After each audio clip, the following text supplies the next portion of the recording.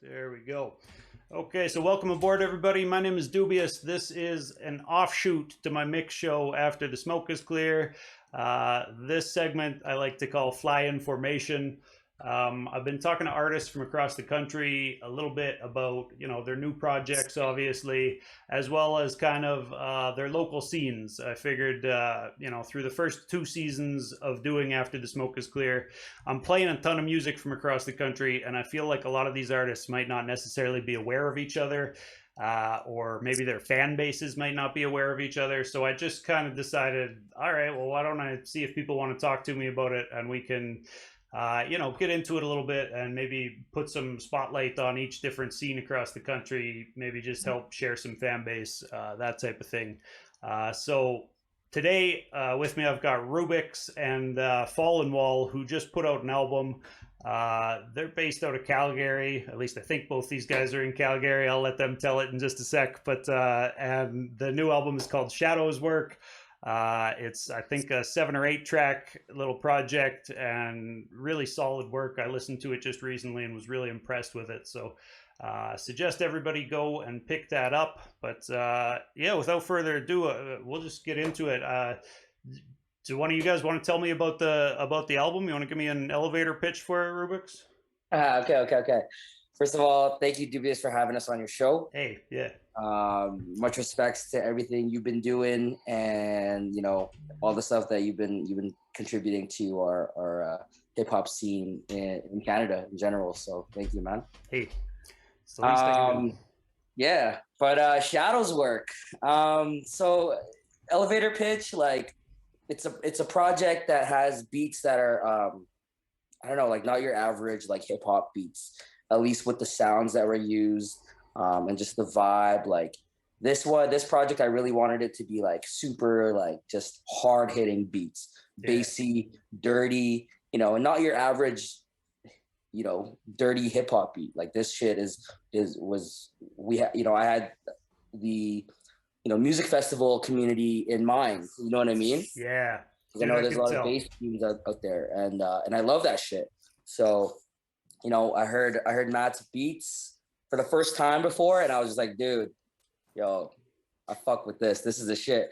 And and then we put some tracks together. We just kept the momentum going, and then we fucking packaged it up and said, hello world, here it is. Man, like I've talked to a lot of different MCs over the years or whatever, and something that a lot of guys have told me is that, like, as an MC, they want to try to develop their own sound. They want to a lot of guys have told me, like, oh, I want to learn to make beats so that I can have my own signature sound, kind of, or whatever, right? And I think that the two of you, like, linking up like this is a good look, because it feels like you found somebody who can help you with that signature sound. These beats you sound really at home on them, I think, and just what I've heard from you in the past or whatever, I think this is taking some of those elements and just progressing it in a really cool way. Matt Fallennwall, do you want to talk about how you approached making the beats for this album, or? Well, it was Oh shit! Your Wi-Fi is dropping out. You're in. Sounds like he's on ketamine, and like we're on ketamine listening to him. And so I guess like first started out just like becoming friends and seeing him freestyle. And then I have sort of like a spacey, ethereal style. And I love bass. So that kind of was complementary to what Rubix was looking for. But it was a process for both of us because sorry, excuse me. I guess like there were beats that I would send him and he would say, he wasn't that into them, or like that wasn't kind of what he was going for. And I would just kind of crank beats out. I make a fair amount of beats just regularly, just for myself. And after working with him for like 6 months or so, I kind of would make a beat and I would say, okay, this was one for us. Yeah. This one is going to work. And Rubix has a really cool voice as far as like, just from like a a mixing standpoint, you know, like, so I can make stuff sort of like heavy, bassy, and sort of like a lot of mid-range stuff, and his vocals will sit right on top of it and cut through. So after a while, I just kind of got used to what he was looking for. He kind of like pulled it out of me because it was like, okay, let's get weirder, let's get bassier, let's get more spacey. So what was the actual recording process like? Were you guys in the same room working on these songs for most of it, or how did that go? It was different. There was one like Blessings. He came over and I was like, 20 minutes into making it, and I was just like, are you feeling this? And he was like, yeah. I was like, oh, well, I just started it. And he was like, well, let's keep working on it. So that one we kind of crafted together. Elder Scroll, I made it by myself, but as soon as I made it, I was like, okay, this one is good for us. Yeah. This one's gonna work. God's Eye, similar. I made it by myself, but we're always like working on, even once we have the skeleton of a beat, we're working on like how it's progressing together, like the form of the song, where the sections are going to start and end, and like how we're going to bring momentum up and down and like create sort of like a trajectory through the whole track. So that stuff we will always work on together. Even beyond just like the trajectory through track by track, like the entire album kind of feels like a concept project almost. Like it feels really cohesive. Everything blends well. It flows from track to track really well. You got the interludes in there to keep things moving along and change it up or whatever. I think it ended up being a nice package that you guys put together there, right? So I guess like listening to it though, you guys really touched on a lot of Rubik specifically with your lyrics, right? You're touching on a lot of kind of like spirituality and stuff like that, and it made me. I heard a ton of references, and I was getting a lot of the references, I think, anyways. But it made me wonder, like, where did you guys pull Shadow's work from? Why did you go with Shadow's work for the name of this one? It's funny you asked that. Matt, you remember? I do remember. It's funny because like the name specifically. Okay, so we could, in my head I had a concept of the vibe of the album, but I didn't exactly know like what the chapters would be. Yeah. I knew what the sound would have been, and I know where I was gonna draw from in terms of writing my lyrics, but the name specifically. I literally have a list of words or combination of words that I like, and I'll collect these words throughout the years, and I'll just have them in a list. And when we're trying to figure out a name for the album, I was just like, "Yo, Matt, look at my list of words, pick one." And the one that he picked was Shadow Work, and then he said, "But add an S on Shadows." Dope. Shadows Work, and I was like, "Yes, that's it. Boom." So before we started up here, Rubix, you mentioned that you guys are working on more music. Already you're working on the next project or whatever, the next set of music. So, will Shadow's Work be like a group name, maybe, or like is that the name of this project? That was the other thing I was unclear on. Like, is this a like Run the Jewels style group name for the two of you, or will the next one be something different?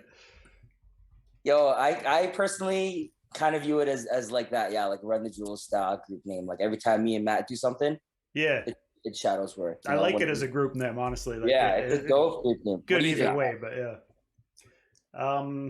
What do you think, Matt?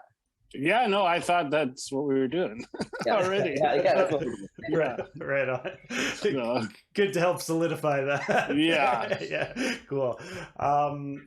So, normally, like, I wouldn't really get into asking people, like, about their religious slant or whatever, where they are on the religion spectrum. But, like, there was so much talk about God and, various deities and just spirituality in general and vibrations and synchronicity and psychedelics taking you to higher consciousness too. So I wanted to ask, like, and it's cool, you know, if you just want to leave it at the poetry that's on the album. But Rubix, if you don't mind talking about it, then I think it would be cool to get into a little bit about just kind of how you do view spirituality, and maybe, you know, how some of these topics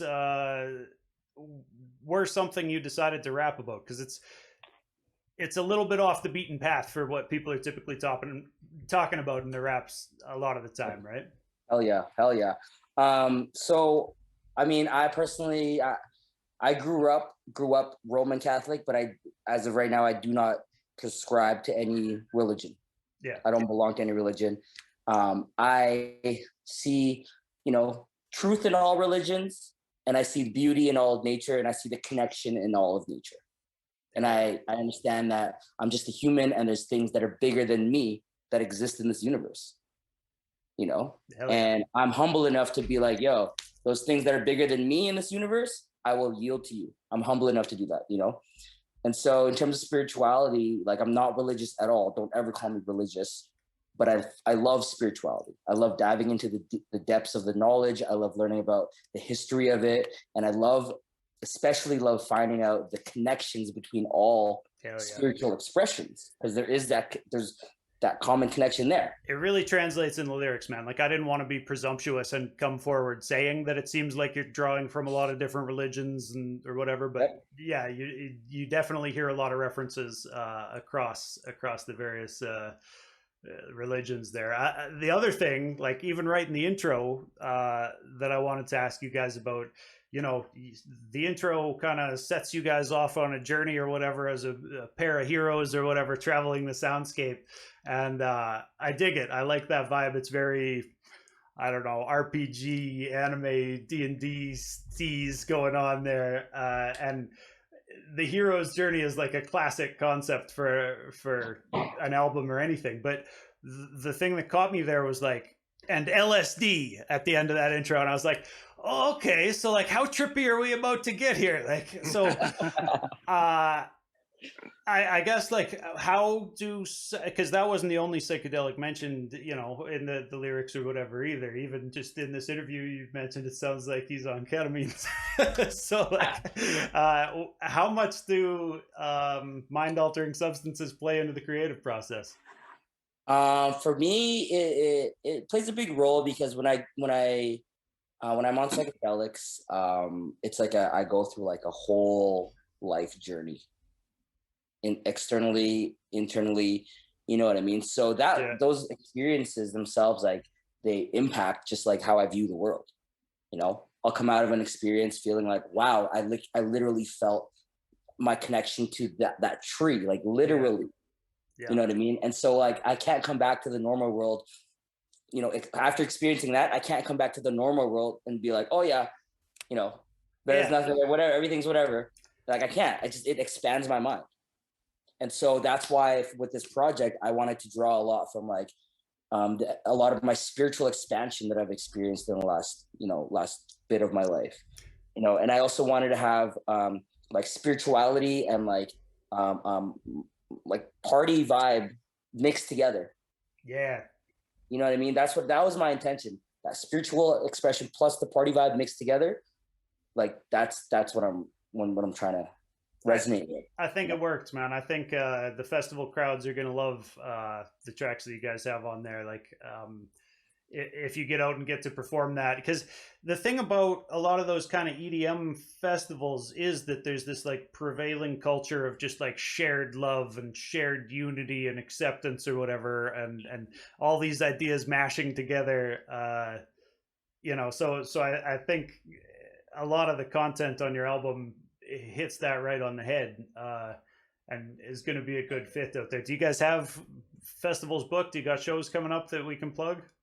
Well, so we had debuted the album live at Wicked Woods Festival 2 weekends ago. So, and shout out to Wicked Woods Festival. I saw some pictures from there. How was that? Yo, it was amazing.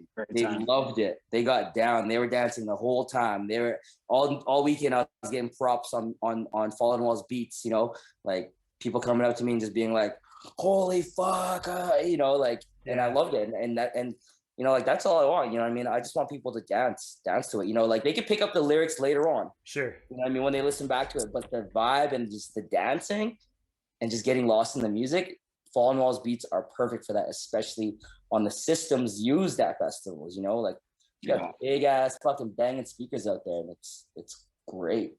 Hell yeah. So are there any more coming up though over the summer that people can watch for, or still looking at? So I'm going out to Prince George this weekend, Prince George, BC, to perform a show. Unfortunately, Fallennwall's not going to be there with me, but I will be doing our tracks. Right on. And then we did have a festival in mid-June that was booked, but that festival fell through. That was Feral Festival, but it fell through, unfortunately. So when you guys perform, typically, like if you can be there, Fallennwall, are you on stage with a set of turntables, or how's that look? I do an Ableton live set, so basically, like I have a pretty solid idea of what I'm gonna play, like top to bottom, but I have like some ways to make it more interactive and sort of have space for pauses. But I like to have from the start of my set to the end of my set, there's no silence. Sure. Like there's no continued silence. So basically, I just have tracks laid out for me, and I have like sort of a pathway through them, and I'm sort of like DJing through Ableton the whole time. So like what percentage of your guys' set then is actually has Rubix up rapping for it? Do you do like 85% of it? Okay. The one we're currently doing. There's only 2 tracks, maybe even a little more. There's 2 tracks that are just instrumental, but Rubix ended up putting a verse from a previous track that we did on top of it. Dope. So most of it is like both of us doing our thing, and then one track I play guitar on as well. So there's some guitar action going on towards the end of the set. Cool. Can I nerd out a little bit and ask you what programs or equipment you use to make beats with? Yeah, I use Ableton exclusively pretty much, and I just have a bunch of plugins that I use. But I'm at the point where it's more about like questing for new and interesting sounds as opposed to like what I use. I feel like there's a threshold, like you can use whatever, but you get to a point where you're just like searching for something that's interesting and new. And so I use Ableton to sort of be my vehicle for that. Right on. Yeah. So like Rubix, I like to talk to people about like their local scene. And Calgary isn't a scene that I knew a hell of a lot about before I started doing After the Smoke is Clear a few years ago. And even after, like, you know, I've talked to a few artists from Calgary for this interview segment. You know, the Sweetie Treaty crew was on for one, and you know, they hosted me for a Sweetie Treaty episode as well, where we kind of mentioned you actually because they had me freestyling with them over a bunch of EDM stuff or whatever, and they were saying like, yeah, Rubix smashes shit like this. And so I just kind of wanted to ask, like, do you think that there's more overlap in the EDM and hip hop scene in Calgary than there might be in other cities, or like how do those two scenes overlap? Honestly, they're still very far away from each other. Okay. There's more overlap I find in between the hip hop community and the EDM scene in Vancouver. Okay. Than Calgary does. We have a huge hip hop community, obviously. Yeah. And we have a huge EDM community, especially the underground electronic stuff. But there's still very, very few rappers that have crossed or overlapped in that scene. You know, there's a couple that I can name. But still very few, and also just like the culture, like the electronic, you know, underground culture and like the underground hip hop culture in Calgary, still two very, very different worlds. Weird. Very, very separated, very apart. We're trying to bridge the gap. Yeah, we're trying to bridge the gap. Yeah. I mean, I feel like it's possible. I think, Absolutely. you know, even just from festivals I've been to and stuff, I think there's a lot of crossover love, and it would have to be hip hop with the right message. Hip hop, well, even with a message, just maybe not the typical mainstream cliches of hip hop might not cross over so well into the EDM crowd, but I think like progressive messages cross over very well both into hip hop and that type of festival scene where people are, you know, pushing for inclusivity and these kind of things, and that community is something that both hip hop and that festival scene are trying to promote. So I don't see why they couldn't cross over, and I think what you guys are doing is exciting in that area for sure. Yeah, and you know what, like hip hop and underground electronic, they're still very closely related. You know what I mean? Like, for example, it's Shambhala, that festival that happens in BC. Like, every year, you know what I mean? Like, DJ Jazzy Jeff is there. Like, this year I saw like DJ Premier is going to be there.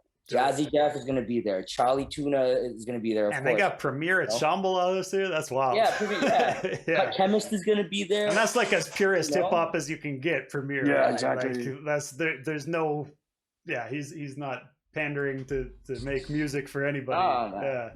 And 1 year I saw Mixmaster Mike at Shambhala, you know what I mean? So like these hip hop artists and like the electronic artists, like they're in there, they're part of the same club, you know what I mean? Like we all in the end, we all like, everyone likes dirty ass beats, you know what I mean? And you know, artists respect artists. At least anywhere I've went, that seems to be the case, whether it's guys who play in bands or you know, whatever else. Everybody can appreciate each other's talents and stuff. So for sure. Yeah. For sure. So it'll just take a little bit of time before they really start to like merge together, at least in Calgary for sure. But the best part about potentially merging EDM crowd and EDM sort of scene with the hip hop scene is we'll get to play on their sweet sound systems. So really let the bass fucking shake everybody. That definitely serves our sound well. Yeah, setups. We're coming for that PK. Sure. Yeah. Good PK sound out there. Can I ask you guys, what is the ideal recording situation for if you're making a new song? Would you, and this doesn't necessarily have to be with each other. You can answer it with each other or just individually or whatever. But like, I like to ask people, like, how do you like to create? Do you like to strap on a pair of headphones and be there by yourself while you're writing, or party situation? Like, because there's so many different ways that people come at this. And I know, like, Rubix, you can freestyle, right? So like some freestyle MCs I know will jump in a booth and just freestyle a song even or whatever. Like, or maybe come back and edit it or something afterwards or whatever. But yeah, what does the process look like? And what would it look like ideally, I guess, you know? Fallennwall, you want to go first? Okay, sure. Well, like my ideal situation would just be like $3,000 richer and buy like a bunch of nice shit for my studio. Sure, always more gear. But like other than that, I mean, like what we did with this record, which was actually pretty ideal for kind of like Rubix and my personality, is that we got like most of the 90% of the ideas down. So well, I'll just talk about like our collective approach first, I suppose. And then so we're working together, we're coming up with ideas, we're bouncing off like lyrical ideas. There's like a couple ideas that I made Rubix change, and there's some beats elements that he made me change. And so we have all this stuff. And then we got our friend Rome, who's the CEO of Conscious Productions, and so we got the ideas down and the beats down, and then we ended up like sort of like using him and because he was kind of like our final guide to like finishing, because Rubix and I are really good at getting something like 90% of the way there, but like with Rome involved, we were just like, okay, now there's somebody else. It's not just like the homies making beats. Is it that classic perfectionism thing that stops you guys from ever calling things done? Because a lot of artists I know fall to that one. It's like, it could be a little bit better. Partially that, but also sort of like, it was good to have him as somebody else to keep the momentum going. Just because, like, there was stuff that we had to do a couple times. And just like, instead of just it being casual in my basement or whatever, we would go to his place, and it would kind of be, you know, it was good vibes the whole time, but it was kind of like, okay, we're here to work. You know, we're here to like get shit done. So were most of the vocals recorded in your basement then? Like that was the studio you guys used? A fair amount. Like Rubix has a setup that he recorded some scratch takes on. We recorded some scratch takes in my basement. And then when we were ready to go to Rome, then like I think, all of them with the exception of a couple of like doubles and effects, all of the vocals on the tracks were done with Rome. So cool. Yeah, so that's kind of how we work together. And honestly, that was good because it's the funnest part is to just be creative and get that 90% of the stuff done and just like have a dope beat and have some cool lyrical ideas. And then like for me, it was super helpful for somebody else to just be like, hey, come on, like we got to get this done. Like we're almost there. Like just push a little harder. And then that worked really well. But before we get to Rubix and he answers that same, what's the ideal recording setup, I want to ask you, Fallennwall, like, do you have other music out with other artists? Because you said you make a lot of beats. Do you sell them to other artists? Do you have like a BeatStars or like what's the for you individually? What does it look like? I have sold a few beats. I'm not really into selling beats as like a way to make money. Yeah. I made some beats for my friend Tabo, who's called K the Chosen in Calgary. He's a really cool sort of up and coming artist in Calgary. So I made 3 beats for him. Yeah. And I have my own like solo stuff out. I have a 2-part release that just came out last year called Flying Floor. And but I do like making beats for people. My favorite thing to do is like sit down with an artist and literally be like, what do you want? So like go at it pretty organically with guys you actually know and have. Yeah, I'm not really trying to make like a big name for myself on BeatStars. Yeah, I'm more just because I like to have control of the final product. And once you're selling on the internet, you kind of lose that. Totally. I ask this mostly just in case there are MCs who are like, yo, these beats are dope. I wonder if I can get some too. Well, and, you know, anyone's free to reach out to me. You know, follow them all on Instagram. Like, I'm super down to work with anybody. But obviously, I like to have a personal connection with people when I work with them. Makes sense. Cool. So, Rubix, let's throw that one to you then. What's the ideal recording situation look like? So, typically, my natural operation is, you know, say someone would send me a beat, you know, or I get a beat, and then I would, you know, be by myself, listen to it, and then just write and see what comes out. Nice. You know, so that's what I would typically do, and then I'd record some demos, and then, you know, if I'm gonna get it recorded at a studio or something, you know, get it professionally done, then I'll have like my demo, you know. Nice. Now, yep. So sound quality wise, like your guys' new album sounded great. I thought, did you get it mixed and mastered someplace, or did you handle that yourself, Fallennwall, or how did that come together? Well, I mix the instrumentals, and then Rome does a final mix and then a master. So, and he mixed all the vocals as well. So he said that he didn't have to do that much adjustments in the mixes of my stuff, but most of his magic is on all the vocals. So, okay. Yeah. Sorry, I don't mean to cut you off, Rubix, if you have more to talk about with the process, but. So I was gonna say, so my ideal process would be like, you know, write the song. You know, I'll typically write it by myself, or depending on who I'm around. You know what I mean? I like having specific people around me. And then I'll have the demo, and then in the demo I'll put in all my details of like how I want the effects to sound, how I want this to echo out, all that shit. Yeah. And then we'll take that to the final product. So we'll take it to Rome and be like, all right, here's the demo. This is the general sound and direction. So now let me re-record it into the good copy, you know. Yeah. And then have it polished up, you know. And then there's like some days where like, you know, like I was me and Fallennwall were chilling in the basement, and he just started like, you know, playing the guitar, and then recorded it, and then he just like made, you know, started putting drums to it, and then I was like, okay, cool, and I just started writing, and then, you know, that, you know, like for September we did it like that, right? Yeah.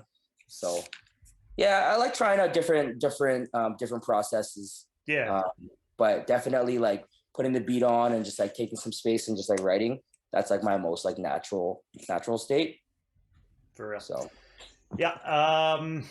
How important is it to you guys that people connect with the music? Like, I know some artists just kind of have a mentality where it's like, nobody's making money off this music. I'm just going to make art. And if people like it, that'll be cool. And if they don't, that'll be cool. And then there's some artists who are, you know, really about performing and connecting. And, you know, where are you guys along that spectrum? I would say like it's pretty important for me for the audience to connect with the music. You know what I mean? Yeah. Like, but with that being said, like I can't control if everyone likes the music or not, right? So part of that process for me is like understanding that not everyone will, and just being able to let that part go. You know, like knowing it's important for me to me that they like it, but then if they don't like it, that's okay too. And that's not, and I don't want that to stop me from making more music or to, you know, doubt me in my path or you know what I mean? Because the people that will connect to the music, they're out there, you know? Hell yeah. So that's sometimes it's just a matter of finding them, right? Do you guys do anything to actively like try to get your music into new ears? Like, how do you guys feel about, you know, paid promo and stuff like that on social media? Better yet, how do you feel about social media at all? Do you use social media or do you shy away from it? Man, I fucking hate social media. Yep. I do. But you know what I mean? But because of like, you know, Instagram is I like Instagram way better than Facebook. You know what I mean? I'm more active on that. Yeah. If I didn't have to use social media, I wouldn't. But because of the art and the music and the promo and staying connected with, you know, the community and events, all that shit, yeah. You know, I will use social media, you know. But yeah. But yeah, so it's a tool. Yeah. It's a tool. Yeah, and cool. It can be used appropriately, but I don't love it. And like for some reason, Rubix by default has done most of it, so I'm not that upset about that because I hate it more than he does. You get to watch from the back seat. And Well, Rubix is the mastermind as far as like, you know, I would say like actively connecting with people. Rubix is definitely the one who's sort of spearheading like how do we reach people. Like for me. Like my releases for under Fallennwall, I did kind of have that approach where I was just like, hey, it's out there, like I'm not gonna promo it. Yeah. People listen to it, they like it. If they don't, whatever. I hate social media and like screw all that stuff. Well, I mean, then you guys might be able to sidestep it a little bit because your music is going to speak for itself if you can get it in front of audiences, right? No, but what I'm saying is that like for this project, it's been nice to have someone with the energy. Like Rubix just has more facility. He has more connections in the performance game. So it's been like after performing in front of people and be like, okay, this like is meaningful to reach people. It feels like a lot more fulfilling than just sort of having like 3 monthly listeners on my Spotify playlist. You know, to actually, and that ties back into what you were saying before about connection, because like I do want people to hear my music, and it's really nice in a festival scenario because I want them to hear my music on a big system. And to really you want everybody to hear it. Yeah, and just deep in their belly. You know, exactly. like I spend a lot of time like designing bass sounds to really hit, and like on those systems, that's where it sounds best. So like to connect with people in that scenario is ideal and it's meaningful. Hell yeah. A couple more questions. I don't want to keep you guys too long, but something I ask everybody is to help me find somebody new on their local scene who I should be listening to. Maybe point any listeners here towards, you know, somebody who you feel like maybe isn't getting as much recognition as they could be, or yeah, whatever. Just give some shout outs to other artists that are around the Calgary scene. Yo, I want to give a shout out to True Knot. Yes. I don't know if you ever listened to True Knot before. Some people might see him and be like, yo, who the fuck is this goof? But as soon as he starts fucking beatboxing, bro, and that's one aspect of it. As soon as you start beatboxing, it's fucking over. I played one called Swamp with him and Rachel Geek, maybe? I don't know. Oh yeah, yeah, I heard that one. Probably. Yeah. So yeah, definitely tapped in on True Knot for sure. Yeah, Dope man, I think it's artist. definitely underrated, you know, Yeah. especially with like the talents that he has, like that he's packaged with. Yeah, he's a Bro, freak. he's mad underrated. Yeah. So are you guys like boots on the ground out at these ciphers all the time that happen around Calgary? Are there ciphers we can shout out where people There's Cypher Club. Z the Free is another artist in Calgary who's really she's back and forth to a couple of places where she's working, but she's originally based out of Calgary, and she has a Cypher Club every Wednesdays on Zoom. Dope. And but sometimes she has it live when she's in town. So I've been to a couple of those. I play my beats there. Rubix Freestyles is a super welcoming crew. Lots of people who attend are like of every single level. People who just show up by accident and freestyle because they want to and never have before, and then people who can really throw down. Events like that are so important to the scene. Like just, you know, I lived in Edmonton for 10 years and watching the Cypher Wilds that they would do at Churchill Square every week, where MCs would come out and, you know, break dancers are out there, B-boys and B-girls, and just all elements, right? You got people spraying live graffiti, and you know, Sampler Cafe, right? Boys DJ. Yeah, Sampler Cafe and Scratcher guys out there holding it down with beats, and yeah, so you know, it's cool to see that type of stuff popping up in Calgary. How long have you guys been in Calgary for? Like a long time? My whole life. Okay, so to me, outside looking in at Calgary, I didn't think that there was an equivalent of Cypher Wild going on, or not necessarily equivalent. I mean, it doesn't need to be a competition or whatever, but just that there was something along those lines for people to come out and practice ciphering and just to build community, right? Just to shake hands, meet new people, because that's so important. But can you talk to, like, is that new, or did I just not know about it until I started looking into Calgary more a couple of years ago? I would say I think just before Cypher Wild started happening in Edmonton, they were doing it here in Calgary. Because snap! So it is a competition, and Calgary was first. Well, I mean, I mean, we'd have to check the records on that, but I know that they were happening like very closely together, because like Creation, his crew, like Creation is he's a b-boy as well, right? And so he's well known here in Calgary in the breaking community, you know. So I remember they were doing a Cypher Wild here with some of the OG original Rude breakers, and they were throwing it here in Cliff Bungalow area, and and then like a couple months later, like I saw it happening in Edmonton, and obviously it's the same, not the same crew, but it's like the same vibes. Yeah, you know what I mean.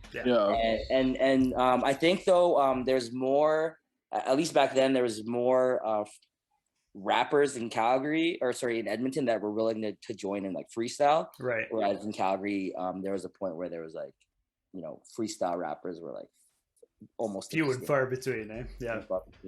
You know, but but Cypher Club is doing a good job at nurturing and drawing those freestyle heads out, you know what I mean? And giving them some shine. But yeah, man, like we've had like ciphers happening here and there in Calgary. They always come up and then disappear again, and then, you know, so. Hell yeah. The other question I ask everybody, I'll put it to both of you because there's no right answer for this one, but well, I guess it's kind of a two-parter, but I feel like art has been, well, not necessarily even art in general, but music, it's in particular, has been devalued a little bit in society with streaming culture coming around. And, you know, when I was in high school, we bought music. You know, if you wanted to hear new music, you had to pay for that. So to me, buying music is not crazy, but you know, I tell people like, yeah, I bought $80 worth of new MP3 singles so that I could play them on ATSIC yesterday. And, you know, they look at me crazy, like, you still buy music? Like, who still buys music? How you can still buy music? Where do you even do it? You know? And so like, it's tough because as a musician, you gotta prioritize your time. Society's tough to get by in. We all gotta pay bills.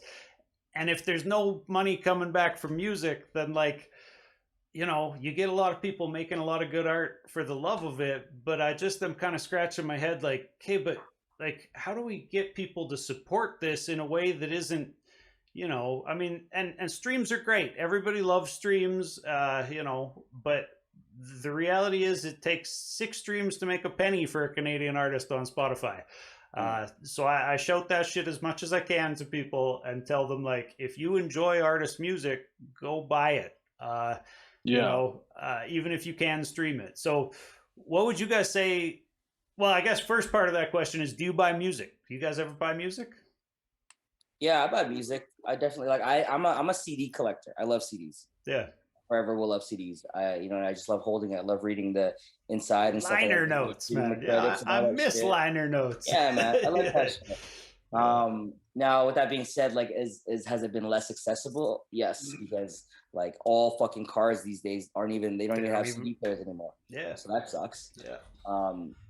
So I don't know, man. Like, I definitely support buying artists' music. Yeah. Especially if you see them and you genuinely love their shit. Sure. You know what I mean? Like, hell yeah, fucking pay the $10, pay the $7, whatever it is. Yeah. Because that is going directly to them. You know well, I feel like Yeah. a lot of people will support art to the level where, like, if they see a craft that they like at a, you know, farmer's market or whatever, like, they'll buy somebody's little craft for $30 and not think twice about it. But like, Exactly. you know, you tell somebody like, yeah, I bought that album digitally for $10, and they're like, why would you buy digital music? You don't even get to hold it in your hand. It's like, no, it's just to show support. Like, it's really just to help that person find some monetary value to what they're doing. Yeah. But, yeah. What do you think, Fallennwall? You buy music? The most music I bought recently has been like records for sampling, but it has been a while. I think for me, I think the value in music, even though the like market doesn't say this, but I think the value in music is in performance. Hell yeah. Not only like from a monetary standpoint, but also from just like an experience standpoint. Sure. I think that like as far as that being a product, that's something that makes sense to me. Like, I've kind of come to the realization that, you know, I'm never gonna pay rent exclusively by streaming music, or maybe one day, but like, it's a long ways away. Yeah. Like, so but you know, putting people in a room to enjoy music that you spend time in, you have a good sound system, you have a good vibe. As far as a product, as an experience, that makes sense to me. Hell yeah. And I mean, that's why that pays energy too, right? Like that. Yeah, exactly. Yeah. So, and that's why when you know, when people come through that I really love, that maybe I've streamed them more, I definitely make a point of going out and seeing their show. Hell yeah. So you guys kind of just answered this one, but I'll ask it anyway. What's the best way for people to support music? To support artists that they like, I guess, should be what I ask. Go see them live. Yeah. Go buy the stuff on Bandcamp. Stream their shit all day. You know, share their shit. Talk to friends, right? Yeah. Yeah. Just show up. Just showing up for the people that you are into their work, and people who work hard, and people who not only are about being creative in a very like skilled and high level way, but are also about bringing people up around them. Yeah, where that's so important. People who are community minded. Like, I know, you know, people who I'm playing on After the Smoke is Clear, I'm much more apt to be buying more of people's music if I see them supporting the community around them. You know, if the only things that they're posting aren't their own stuff, if they're trying to show some light onto, you know, it just shows that their homies are doing even or whatever, right? But being community minded like that goes so far. So yeah, definitely. Yeah, I mean, thanks guys. I appreciate you taking the time to come do this. Thank you. And yeah, I didn't have much more else to ask you, but people should definitely follow you on social media. Do you want to tell your most active ats or whatever? Yeah. You can follow me if you follow Instagram at the Rubix Universe, the.rubix.universe, or, you know, if you just look up, you know, www.rubixuniverse.com, all my stuff will be there. Also check out www.shadowswork.com. Dope. Yeah, and you can get at me at Fallennwall on Instagram, and it's Fallen with 2 N's, Wall, and that's how you can find me if you want to get in touch. Right on. Well, and yeah, everybody should go check out Shadow's work. It's on all the streaming platforms. You guys got Bandcamp? Can they buy it on Bandcamp? Yes, sir. All It's right. on there. Just check out the shadowswork.com website, and all of the links will be on there. Okay, perfect. All right. So that's that then. And this will be on the end of, I think, episode 21 and 22. So, yeah. Hey, Thanks, thanks for guys. having us, man. Thank you so much. Shout outs to After the Smoke is Clear. Hell yeah. Appreciate you and, all the other artists who send music over. But you've been a supporter for a long time. So appreciate that. But yeah, Sure, thanks, guys. sure. All right, peace. Thank Thank you.